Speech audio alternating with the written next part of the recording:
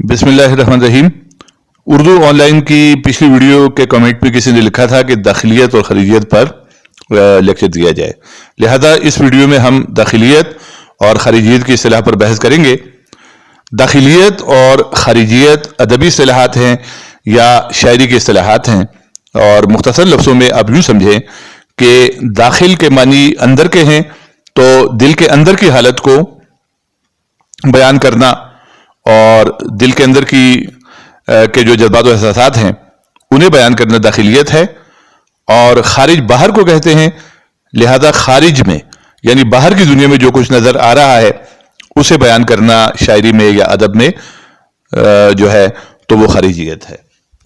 दाखिलियत और खरीजियत दो मुतकाबिल इस्तिलाहात हैं, यानी कि दो इस्तिलाहात एक दूसरे के मुकाबले में इस्तेमाल होती हैं। दिल की अंदरूनी कैफियत, जज्बात और एहसासात को या दाखिली जज्बात और एहसासात को अदब में बयान करना, तो ये दाखिलियत है। यानी वारदात क़ल्बी का इजहार अदब में करना, दिल पर जो गुजरती है उसे बयान करना दाखिलियत है।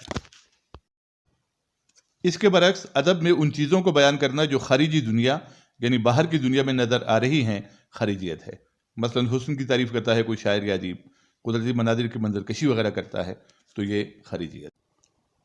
अब हम कुछ शेरी और नसीब मिसालें देखेंगे, और ताकि हमें अच्छी तरह समझ आ जाए कि खरीजियत क्या है और दाखिलियत क्या है। सबसे पहले हमारे सामने वो अशार हैं, दो अशार यानी दो शेरी मिसालें हम लेंगे दाखिलियत की। ये शेर आप देखें, मीर तकी मीर का शेर है। शाम ही से बुझा सा रहता है, दिल हुआ है चराग मुफलिस का।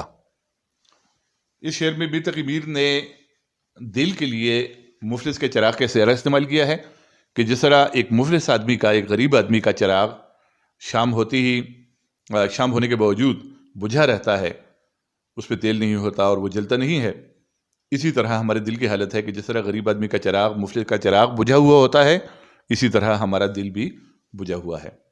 तो ये दाखिलियत की यानी दिल की जो दाखिली कैफियत है उसकी अक्कासी की गई है।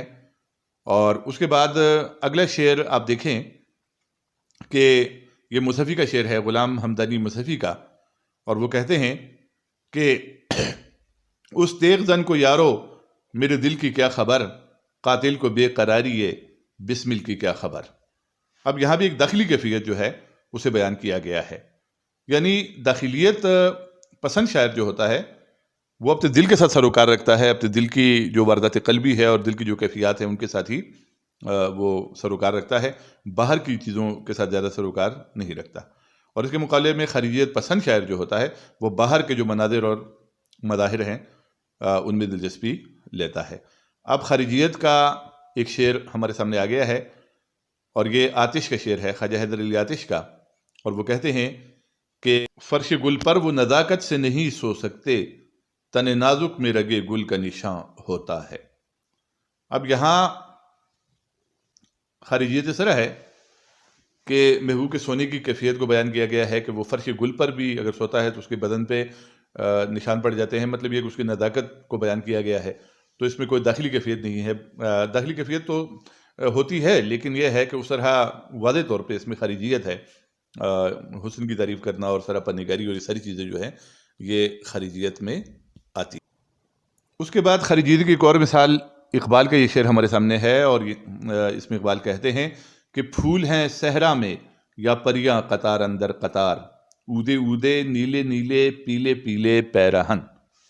अब मंजरकशी का कमाल इकबाल ने दिखाया है। यहाँ पर सहरा में जो फूल खिले हैं उन्हें परियों के साथ तशबीह दी है कि जैसे कतार में परियां खड़ी हों और ऊदे और नीले और पीले लिबास उन्होंने पहने हों। तो ये मंजरकशी या इमेजरी जो है ये भी खरीजियत की मिसाल है।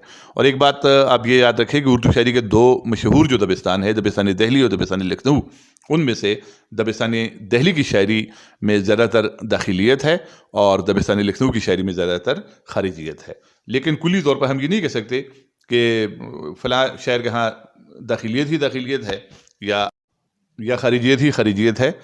लेकिन ये होता है कि किसी शायर की शायरी में دخیلیت کا رنگ زیادہ نمایاں ہوتا ہے، خارجیت کم ہوتی ہے، اور کسی شاعر کے ہاں خارجیت کا رنگ زیادہ نمایاں ہوتا ہے اور دخیلیت کم ہوتی ہے۔ تو یہ تھی چند باتیں خارجیت اور دخیلیت کی اصطلاح کے بارے میں۔